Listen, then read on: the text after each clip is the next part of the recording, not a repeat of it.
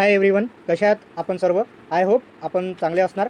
तर मी गौरव नारनवरे स्वागत करतो आपल्या सर्वांचं पुन्हा या यूट्यूब चॅनलवर सक्सेस एज्युटेकमध्ये. तर फ्रेंड्स, आपण मागच्या क्लासमध्ये रॅशनल अँड इरॅशनल नंबर्स म्हणजे काय असतात, त्यांचं प्लॉटिंग आणि त्यांचं कंपॅरिझन बघितलं. आणि एकानंतर एक आपण प्रॅक्टिस सेट 1.1, प्रॅक्टिस सेट 1.2, 1.3, 1.4 हे एक्झाम्पल्स सॉल्व केलेले आहेत, हा ना. आणि प्रॅक्टिस सेट 1.4मध्ये आपल्याला ॲक्टिव्हिटी दिलेली होती, तर ती ॲक्टिव्हिटी पण आपण बघितली आहे. आणि त्या ॲक्टिव्हिटीमधले काही अजून एक्स्ट्रा जे इरॅशनल नंबर्स आपल्याला जे प्लॉट करायचे होते ते देखील आपण प्लॉट केलेले आहेत. ओके, तर जर तुम्ही ते लेक्चर बघितलेले नसेल तर डिस्क्रिप्शनमध्ये लिंक दिलेली आहे, आपण त्या लिंकवर क्लिक करून ते लेक्चर देखील बघू शकता. ओके, तर आजचा आपला टॉपिक आहे parallel lines and transversal. So हा आपला सेकंड चॅप्टर आहे 8th स्टँडर्डचा महाराष्ट्र बोर्डचा. तर चला तर मग आपण स्टार्ट करूया. तर यामध्ये दिलेलं आहे की the lines in the same plane which do not intersect each other are called parallel lines. म्हणजे असे लाईन्स जे इंटरसेक्ट नाही करत म्हणजे सपोज दोन अशा लाईन्स जे सपोज एक दोन अशा लाईन्स घेतल्या आहेत, सरळ चालल्या आहेत अशा, आणि इंटरसेक्ट करणं म्हणजे काय असतात, सपोज हे दोन लाईन चालली, एक लाईन इकडे चालली आणि एक लाईन इकडे चालली, तर हे इंटरसेक्ट झालेले आहेत, बरोबर. तर पॅरलल लाईन्स म्हणजे असे लाईन्स जे अशा सेम डायरेक्शनमध्ये जातात, सेम डायरेक्शनमध्ये ट्रॅव्हल करतात, पण कुठेही इंटरसेक्ट करत नाही, बरोबर. तर त्याला काय म्हणतात, पॅरलल लाईन्स म्हणतात. आणि यामध्ये तुम्ही बघू शकता आपल्याला दोन एक्झाम्पल दिले, लाईन एल दिलं आहे आणि लाईन एम दिलं आहे. तुम्ही बघू शकता या दोघा लाईनचं जे डायरेक्शन आहे ते सेम आहे आणि सेम डायरेक्शनने हे ट्रॅव्हल करतात आणि कुठेही इंटरसेक्ट होत नाही आहेत, बरोबर. म्हणजेच ह्या लाईन काय आहेत, पॅरलल लाईन्स आहेत. तर या लाईन्सला, तर दुसरं आपल्याला यामध्ये काय म्हटलं आहे की the line L and line M are parallel lines and it is written as line L is parallel to line M. म्हणजेच या लाईनला जर सपोज दोन लाईन जर पॅरलल असेल तर त्याला सिम्पल आपण समोरासमोर असे दोन लाईन्स, व्हर्टिकल लाईन्स काढल्यावर म्हणजे असा त्याचा सिम्बॉल आहे की दोन समोरासमोर अशा लाईन काढल्या झाल्या त्याचा सिम्बॉल. सपोज दोन लाईन जर पॅरलल असेल यामध्ये दाखवल्याप्रमाणे, बरोबर. सो तुम्ही रेल्वे पटरी बघितलं असेल तर त्यामध्ये असे काही दिलेले असतात, है ना, दोन डिस्टन्समध्ये सेम एकाच डायरेक्शनमध्ये चाललेले असतात आणि कुठेही इंटरसेक्ट करत नाही, म्हणजेच ते काय झाले आहेत, ते पॅरलल झाले आहेत. ओके, सो त्यानंतर आपण बघूया ट्रान्सव्हर्सल्स. तर ट्रान्सव्हर्सलमध्ये यामध्ये दिलं आहे इन द ॲडजॉइनिंग फिगर, यामध्ये आपल्याला फिगर दिलेली आहे, त्यामध्ये म्हटलं आहे की the line L intersects line M and N in two distinct points. तर ते डिस्टिंक्ट पॉईंट्स म्हणजे काय की जर दोन लाईन दिलेल्या आहे इथे, लाईन एम आणि लाईन एन, यामधून तिसरी लाईन जी पास होत आहे ते दोन पॉईंट्समध्ये इंटरसेक्ट होत आहे. यामध्ये जे दोन इंटरसेक्शन म्हणजे पॉईंट ऑफ इंटरसेक्शन आपण म्हणतो ते काय आहे, point A and point B दिलेलं आहे. ओके, तर त्यानंतर म्हणजेच काय झालं की the line L is a transversal of line M and N.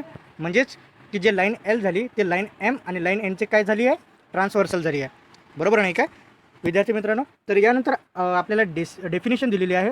तर डेफिनेशनमध्ये काय म्हटलं आहे, if a line intersects given two lines in two distinct points. तर टू डिस्टिंक्ट पॉईंट्स आपण आताच बघितले, पॉईंट ए आणि पॉईंट बी हे काय आहे, दोन डिस्टिंक्ट पॉईंट्स आहे. यामध्ये जे लाईन एल आहे ते दोन लाईनमध्ये काय करत आहे, इंटरसेक्ट करत आहे. ओके, तर त्यामध्ये काय म्हटलं आहे, if a line intersects given two lines in two distinct points then that line is called transversal of those two lines. Okay, so तर यामध्ये काय म्हटलं आहे की जे लाईन एल दिली आहे की ही जे लाईन आहे द लाईन एल, ते लाईन एम आणि लाईन एनचे काय आहे, ट्रान्सव्हर्सल आहे, बरोबर. तर अशा प्रकारे जर कोणती सपोज लाईन दिलेली असणार आपल्या ही लाईन सपोज समजा ही एक लाईन आहे आणि ही एक लाईन आहे आणि यामधून जर ही लाईन जाणार असणार तिसरी लाईन. ओके, सो याला थर्ड लाईन म्हणूया आपण, याला सेकंड लाईन आणि याला फर्स्ट लाईन. ह्या लाईनमधून जे जाणारी आहे सपोज ही पी आणि क्यूमध्ये इंटरसेक्ट करत आहे, तर ही जी थर्ड लाईन झाली आहे ते लाईन 1 आणि लाईन 2ची काय झाली आहे, ट्रान्सव्हर्सल झाली आहे. ओके, तर चला तर मग आपण पुढचं बघूया. तर आणि ही जी आपल्याला डेफिनेशन दिली आहे ट्रान्सव्हर्सल लाईनची, तर ते आपल्याला लर्न करून घ्यायची. ओके, म्हणजे डोक्यात आपल्याला छापून घ्यायचे. ओके, तर दुसरा जो टॉपिक दिला आहे आपल्याला त्यानंतरचा तो दिला आहे angles made by a transversal. Okay, तर यामध्ये आपल्याला डायग्राम दिलेली आहे. तर यामध्ये काय म्हणते की due to the transversal there are two distinct points of intersection. म्हणजे या ट्रान्सव्हर्सलमुळे ही जी लाईन दिली आहे, ही जी लाईन आहे ही या पी क्यू लाईन आणि आर एस लाईनची काय आहे, ट्रान्सव्हर्सल आहे. ओके, तर यामध्ये किती लाईन दिली आहे आपल्याला, 3 लाईन दिलेली. ओके, ही लाईन पी क्यू आणि ही लाईन आर एस आणि ही लाईन काय दिली आहे, ए टी लाईन दिली आहे. ओके, तर यामध्ये जे दोन डिस्टिंक्ट पॉईंट्स दिलेले आहेत ते कोणते आहे, एम आय आणि एन आहेत. ओके, तर त्यानंतर काय म्हटलं आहे यामध्ये की ॲट ईच पॉईंट्स ओके, तर at each of this points 4 angles are form. तर यामध्ये म्हटलं आहे की प्रत्येक पॉईंटवर जवळजवळ 4 अँगल्स मिळतात आपल्याला. ओके, सपोज हे आपला जो पॉईंट आहे एम दिला आहे, पॉईंट एम आणि पॉईंट एन, 2 पॉईंट दिले आपल्याला. तर पहिल्या एम पॉईंटवर जवळजवळ 4 एक्झाम्पल आपल्याला 4 अँगल असे बनतात म्हणतात. तर कोणते कोणते बनतात, तर अँगल ए पी एम आणि अँगल ए एम क्यू, बरोबर, आणि अँगल पी एम एन आणि अँगल क्यू एम एन, बरोबर, असे 4 अँगल आपल्याला मिळतात. तर इथे आपल्याला जवळजवळ 4 अँगल मिळतात आणि पॉईंट एन जवळ पण आपल्याला जवळजवळ 4 अँगल मिळतात. म्हणजे टोटल किती अँगल मिळाले आपल्याला, 8 अँगल मिळाले.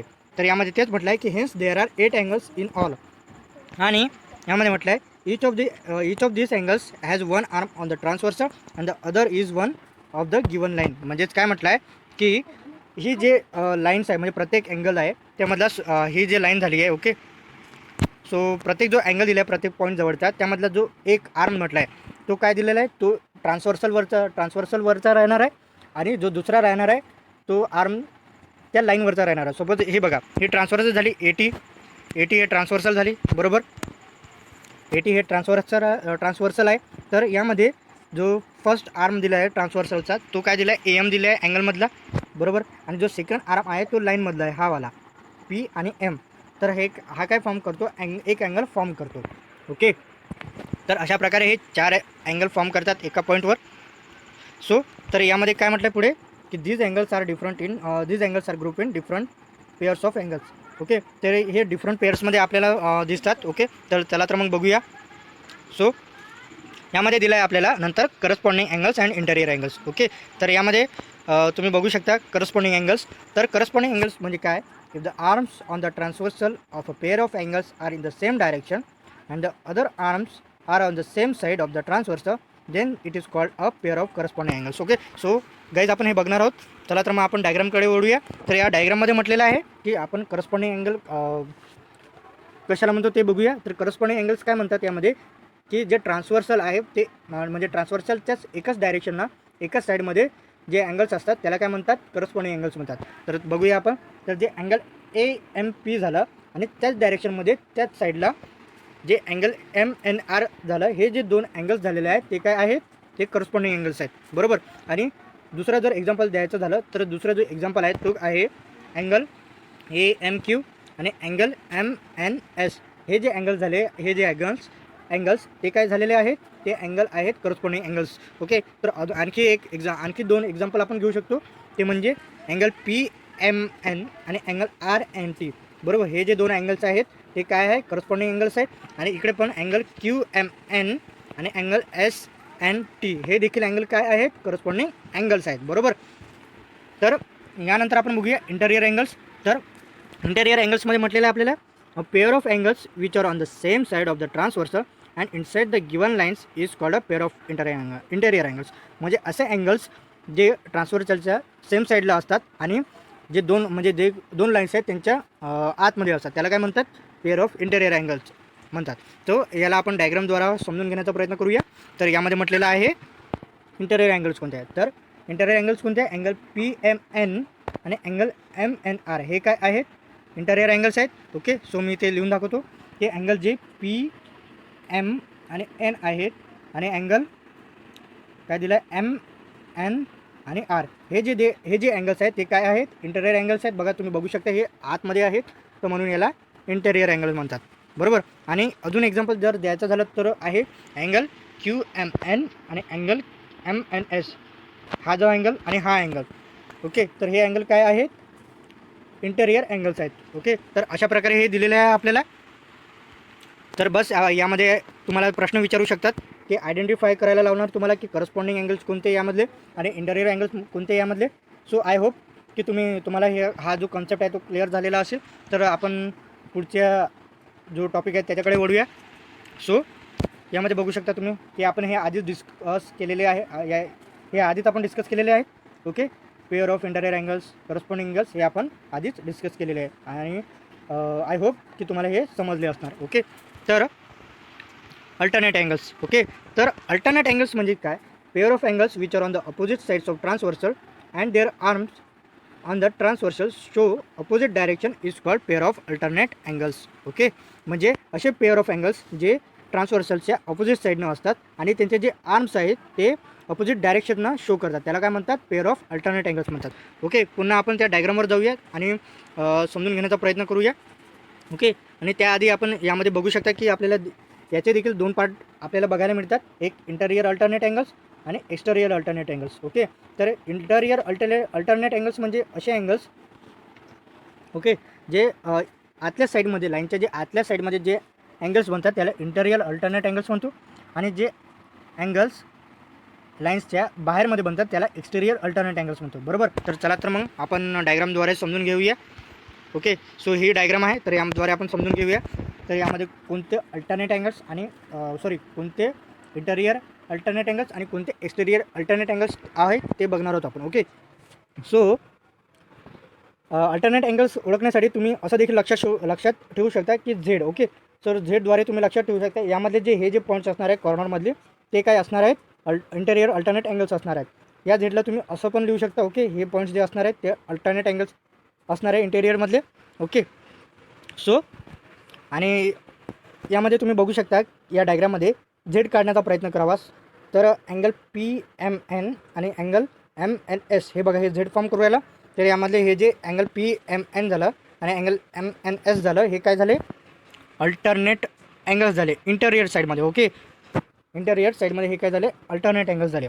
अजून एक्झाम्पल जर द्यायचा झाला आपल्याला, अँगल QMN आणि अँगल MNS हे जे अँगल झाले हे देखील काय झाले, अल्टरनेट अँगल्स झाले. बरोबर नाही की विद्यार्थी मित्रांनो. आणि जर एक्सटेरियर अल्टरनेट अँगल्स कशाला म्हणतात, सो हे जे एक्झाम्पल झाले, मी एक्झाम्पल देतो यामध्ये. तर यामध्ये एक्झाम्पल आहे अँगल AMP आणि अँगल SNT. हे जे अँगल झाले आहेत ते काय आहेत, एक्सटेरियर अल्टरनेट अँगल्स, कारण की हे लाईनच्या बाहेर बनत आहेत आणि ते अपोजिट साईडला आहेत ट्रान्सव्हर्सलच्या. ओके, तर हे काय झाले आहेत, एक्सटेरियर अल्टरनेट अँगल्स. आणखी जर याचं एक्झाम्पल द्यायचं झाला तर अँगल AMQ आणि अँगल RNT हे देखील काय झाले आहेत, एक्सटेरियर अल्टरनेट अँगल्स झाले आहेत. ओके, सो तर विद्यार्थी मित्रांनो आपण बघितले आहेत, यामध्ये दिलेले आहेत आपल्याला अँगल PMN, अँगल MNS वगैरे वगैरे. तर याचे एक्झाम्पल आपण डिस्कसच केले आहेत वरच्या फिगरमध्ये. सो तर आजच्या टॉपिकमध्ये आपण एवढंच बघणार आहोत. आय होप तुम्हाला हे समजणार असणार. तर एकदा आपण समरी घेऊया. तर समरीमध्ये आपण बघितलं आहे की पॅरलल लाईन्स कशाला म्हणतात, त्याला कोणत्या सिम्बॉलनं आपण दाखवतो, ट्रान्सव्हर्सल काय असतात, ट्रान्सव्हर्सलची डेफिनेशन काय असते, बरोबर. आणि यामधली जे डेफिनेशन आहे ते तुम्हाला लक्षात ठेवायचे विद्यार्थी मित्रांनो. ओके, आणि त्यानंतर आपण बघितलं angles made by a transversal, आणि यामध्ये बघितलं आहे की प्रत्येक पॉईंटवर जवळजवळ 4 अँगल्स फॉर्म होतात. बरोबर, यामध्ये आपण करस्पॉन्डिंग अँगल्स बघितले आहे, इंटेरियर अँगल्स बघितले आहेत कशाला म्हणतात, त्याचे एक्झाम्पल्स बघितले आहेत. त्यानंतर आपण बघितले अल्टरनेट अँगल्स. अल्टरनेट अँगल्समध्ये आपण बघितलं आहे 2 प्रकारचे मिळतात आपल्याला, interior alternate angles, exterior alternate angles. त्याचे देखील एक्झाम्पल आपण सॉल्व केलेले आहे. आय होप गाईज तुम्हाला हे समजलेलं असेल. ओके, आणि यानंतरच्या लेक्चरमध्ये आपण प्रॅक्टिस सेट 2.1 सॉल्व करणार आहोत. ओके, सो तर हा थेरी पार्ट होता म्हणून आपण स्क्रीन रेकॉर्डिंगद्वारे याला म्हणजे करत आहोत, समजून घेण्याचा प्रयत्न करत आहोत. जर कोणताही कॅल्क्युलेशनचा जर पार्ट असला तर तो आपण बोर्डवर सॉल्व करूया. ओके, तर पुढच्या लेक्चरमध्ये आपण प्रॅक्टिस सेट 2.1 सॉल्व करूया. सो आय होप गाईज तुम्हाला हे समजलं असणार. तर काही डाऊट्स वगैरे असणार तर मला कमेंट सेक्शनमध्ये कळवा मला. सो थँक्स गाईज, आजच्या व्हिडिओमध्ये एवढंच.